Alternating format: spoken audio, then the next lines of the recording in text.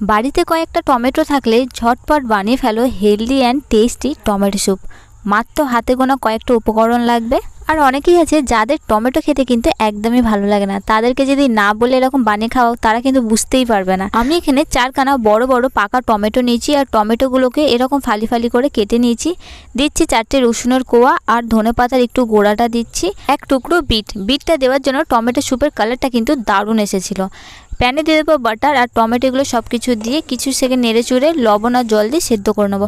সেদ্ধ হয়ে গেলে টমেটোর খোসাগুলো বাদ দিয়ে দেবো, না বাদ দিলেও হয়। এটাকে মিক্সিং জারে আমি ব্লেন্ড করে নেবো একদম স্মুথ পেস্ট করে। আর এটাকে আরেকবার কিন্তু আমি এরকম ছেঁকে নিয়েছি যাতে এর দানাগুলো বাদ হয়ে যায়। এটাকে আবার প্যানে দিয়ে দেবো, তারপরে দেবো বাটার, একটু ব্ল্যাক পেপার, পিঙ্ক সল্ট, অল্প একটু চিনি আর দিচ্ছি টমেটো কেচাপ দিয়ে এটাকে কিন্তু ভালোভাবে ফুটে নেবো। আর একটু আমি দিচ্ছি 1 চামচ কর্নফ্লাওয়ার জলে গুলে দিয়ে দেবো। তারপরে কিন্তু এরকম ঠিক হয়ে গেলে আমাদের টমেটো স্যুপ কিন্তু একদম রেডি।